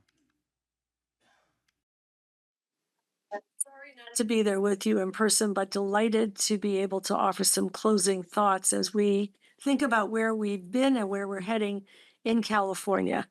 Multilingual students are a great resource in California. And we are increasingly learning how to support their talents, develop more multilingual learners, and become a more multilingual state.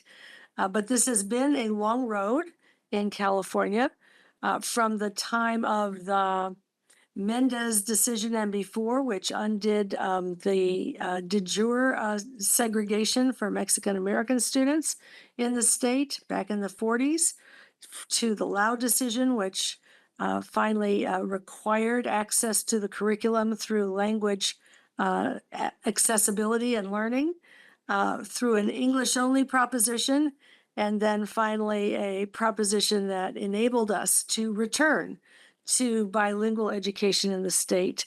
It's really just been in the last 10 years that we've seen the investments of the local control funding formula with additional resources for English language learners, the adoption of the English language arts, English language development framework, the first in the country to integrate English language development with ELA, the requirements for teacher training to teach English learners, the EL roadmap that has been so important to the progress that schools and districts are making, and finally to a place where we have actual encouragement for multilingualism in both our education system and in the state as a whole. And now we're paying attention to long-term English learners for the first time on the dashboard and with attention to who they are and what they need.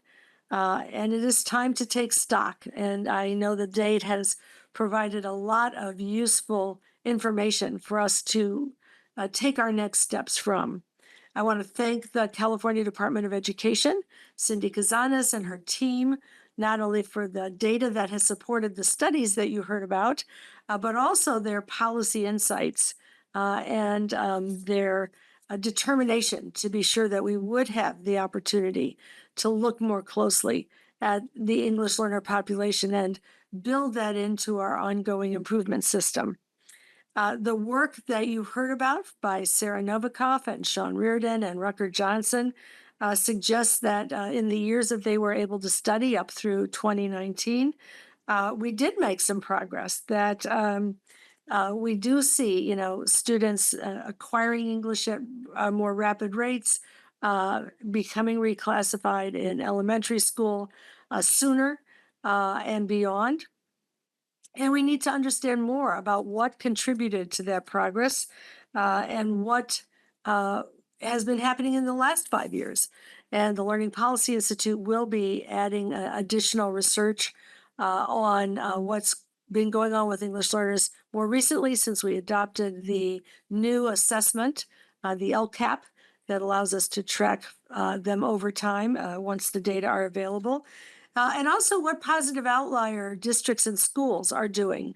What do we see are the places what kind of language learning programs and what kind of resources are available in the schools and districts that are moving students forward most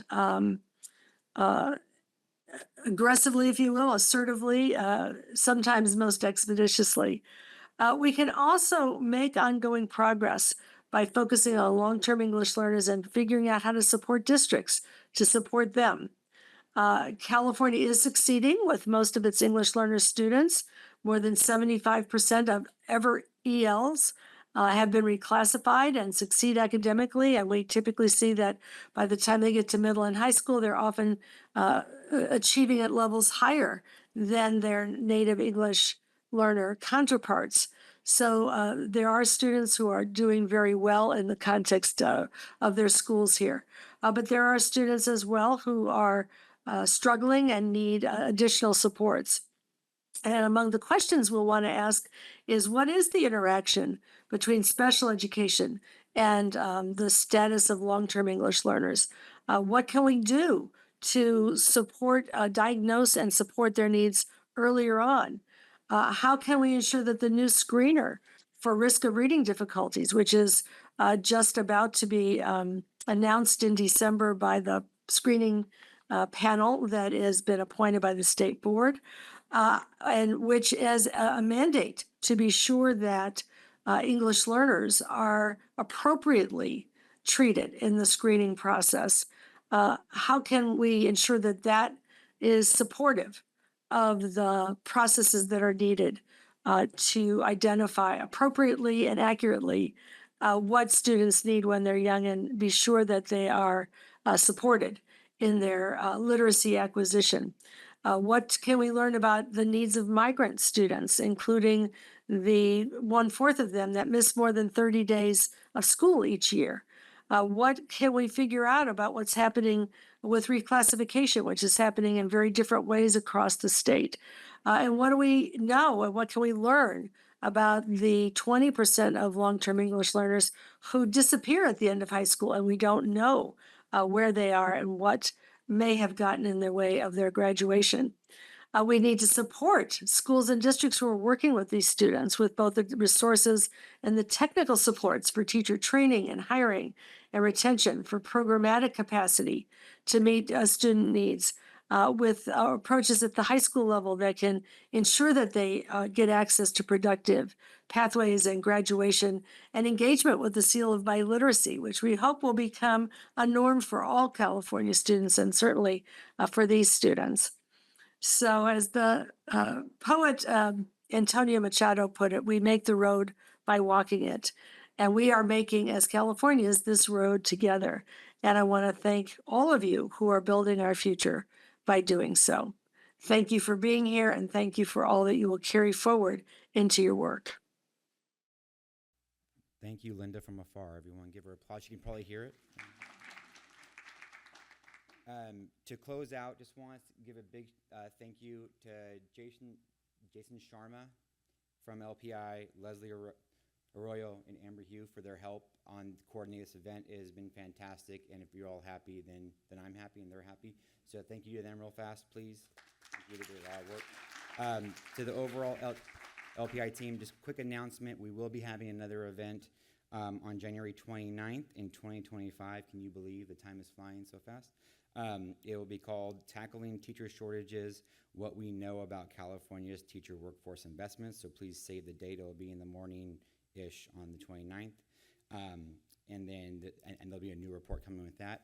And obviously, there's a lot of homework for our researchers and Sarah and Heather and Dion, and a lot of things that we're still going to be diving into. And we look forward to continue to work with everyone in this room and everyone else as well. And there'll be a follow-up email coming with information and recordings and PowerPoints and all that good stuff. So that is it. We are good to go, and thank you so much for being here today.